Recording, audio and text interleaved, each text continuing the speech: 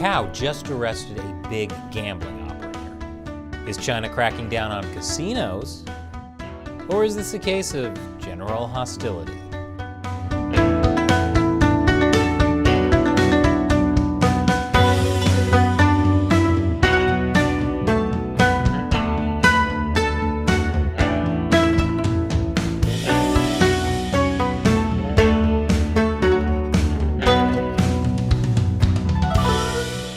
Welcome to China Uncensored. I'm Chris Chappell. Macau, it's a former Portuguese colony that's currently ruled by the Chinese Communist Party under the one country, two systems policy, the same one they used to rule Hong Kong. But while the Chinese regime sees Hong Kong as a rebellious kid that needs to be disciplined, Macau has always been the good, obedient kid. The good, obedient kid with a little bit of a gambling problem. Macau is the only place in China where gambling is legal. And over the last 15 years, it's become the biggest gambling center in the world. On the surface, Macau may look a lot like Las Vegas, but it's actually a lot more like New Jersey. Last week, Macau arrested 11 people for illegal gambling and money laundering. One of them was this guy, Alvin Chow. Chow was the founder and CEO of Sun City Group. His main business was operating gambling junkets in Macau. In fact, Alvin Chow operated so many junkets that he was known as the Junket King. Not to be confused with my neighbor, Lenny Russo, the Junket King. What's a gambling junket, you ask? It's a great way for rich Chinese people to get their money out of China. They need that money to buy expensive real estate in Vancouver, send their kid to Harvard with a Lamborghini, and most important, set up their Swiss bank accounts before the Chinese Communist Party collapses. The problem is, you're not legally allowed to take more than $50,000 out of China a year. And Macau junket operators like Sun City are the solution. How does it work? Take it away, 2017 Chris. So let's say you're one of these VIP clients, a Chinese millionaire who got your money from, totally legitimate sources, completely unrelated to corruption. So there's a casino, and it hires the junket on commission. The junket hires an agent inside mainland China. That agent finds you and sells you a VIP package for 1 million yuan.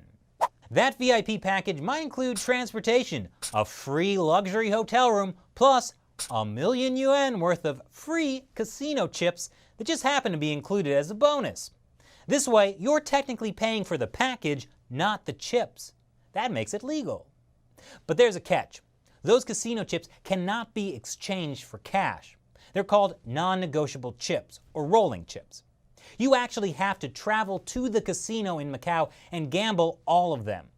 But any chips you win back, well, those will be negotiable chips, which you can exchange for cash. So once you've spent enough time gambling that you've wagered all your non-negotiable chips, and hopefully won back most of them or more in negotiable chips, you can go cash them in for any currency you want, like US dollars, and then do whatever you please with that money. You won that money fair and square, outside mainland China. No more $50,000 transfer limits. Thanks for the explanation, Mi.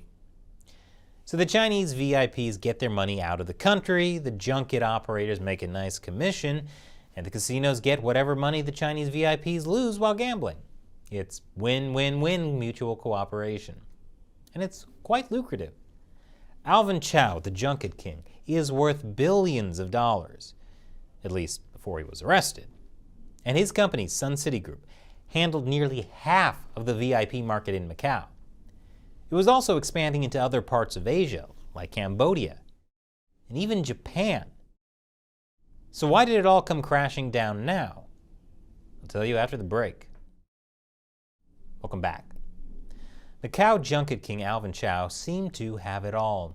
Money, power, the ability to dress like a Hong Kong film villain without people laughing at you. 2 kids with his beautiful wife. 4 kids with his beautiful mistress. So how did he end up awaiting trial behind bars? Well, Chow does have a shady background. It's pretty much an open secret that he's involved with the 14K Triad, one of the largest Chinese criminal organizations in the world. During his climb to the top, Chow reportedly became a disciple of Macau triad boss Wan Kwok Koi, aka Broken Tooth Koi, in 1995. Okay, if you end up following a guy named Broken Tooth Koi, chances are you're gonna end up in prison someday. Broken Tooth Koi is one of the leaders of the 14K triad. He was actually sanctioned by the Trump administration back in 2020. According to the U.S. Treasury Department, in addition to being a triad leader, Broken Tooth is a member of the Chinese People's Political Consultative Conference. The CPPCC is an official political body in China, but it's also part of the Communist Party's United Front system. United Front work involves influencing people outside China to support the Chinese Communist Party. So it's no surprise that Broken Tooth Koi built organizations to co-opt elite figures in Malaysia and Cambodia, and was disguising his illegal criminal activities as part of China's Belt and Road Initiative. Sounds like a swell guy. Alvin Chow, like his mentor Broken Tooth, is a member of the CPPCC. I'll get back to that in a minute. Chow was arrested in Macau not for his junket business, but for establishing an overseas betting platform and facilitating illegal online betting. According to the Macau police, he's confessed. I mean, what was the guy going to do? It was COVID. Everyone was doing everything on Zoom. But there are signs Chinese authorities also considered Chow's junket business a problem. A day before his arrest in Macau, police in the mainland Chinese city of Wenzhou issued a warrant for his arrest. They accused Chow of forming a junket agent network in the mainland to help citizens engage in offshore and cross-border gambling activities, and that he also set up an asset management company in mainland China to help gamblers make cross-border fund transfers. That is, he was helping people move their money out of China. A big no-no, even though, of course, it's long been an open secret that that's exactly what junkets are for. Now, Macau police claim their investigation has nothing to do with the Wenzhou authorities. But it's mighty convenient that they just happened to decide to arrest Chow right after Wenzhou issued an arrest warrant for him, especially since the Wenzhou police had no way of arresting Chow themselves, because there's no extradition treaty between Macau and China, which is good news for Alvin Chow, because at least he's in a Macau prison and not a mainland Chinese prison. Because of the mentions of cross-border gambling, some are taking Chow's arrest as a sign of a broader Beijing crackdown on gambling. That's definitely part of it. Chinese authorities have been targeting cross-border gambling since 2020. Chinese leader Xi Jinping is not a fan. He's criticized cross-border gambling several times. Chinese media have also said Chow's arrest is due to national security concerns. Those national security concerns are actually about rich people taking huge sums of money out of China. The Chinese Communist Party needs cash, and they don't need Chinese people sending their cash overseas, especially as the Chinese economy gets worse. But Alvin Chow's arrest isn't just about a gambling crackdown or stopping capital flight. It's also about political infighting in the Chinese Communist Party. I'll explain why after the break. Welcome back. It's time for everyone's favorite communist soap opera, General Hostility. Previously on General Hostility, current Chinese leader Xi Jinping is bringing his poker face to the final showdown with former Chinese leader Jiang Zemin. Will Jiang and his faction stop Xi from winning the ultimate jackpot? Or does Xi have a card trick up his sleeve? Macau junket king Alvin Chow isn't just a businessman and a triad member. He's also a political operative. Like I said earlier, Chow is a member of the CPPCC, a United Front organization, which means he's involved in United Front influence operations. United Front operations have a long history in Macau. Although the Chinese Communist Party only officially took over the territory in 1999, they controlled Macau way before that. It started with the 12-3 incident on December 3, 1966, when mainland Maoists instigated anti-government riots in Macau as part of the Cultural Revolution. For the next 33 years prior to the handover, Macau was unofficially administered through business leaders and trade unions responsive to Beijing's interests. In other words, Macau was basically unofficially ruled by the Communist Party through business leaders and trade unions, aka the United Front. As a member of the United Front, Alvin Chow's business interest also supported the Chinese Communist Party's interests. His Sun City Group didn't just do gambling. It was also involved in tourism, real estate, and entertainment. Chow told People's Daily that he had collaborated on the production of patriotic blockbusters such as Operation Red Sea and Operation Mekong. Even Chow's business expansion into Japan was in Okinawa, an island chain with a U.S. military base that the Chinese Communist Party has been trying to infiltrate for years. When Chow started succeeding in Macau in the early 2000s, Jiang Zemin was in power, and his faction has maintained influence in both Hong Kong and Macau. There are reports that Chow was a bagman for Jiang's faction. A prominent Chinese dissident said his party insider friends in the Macau system revealed that Chow is a white glove or bagman and a Macau asset of top party leaders.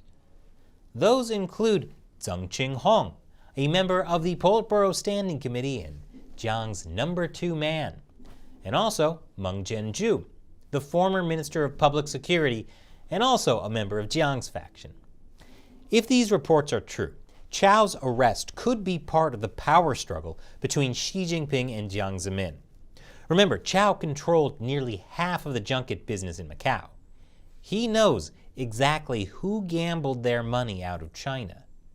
If he had close ties with Jiang's people, and he starts naming names, that could be very bad for Jiang, very good for Xi.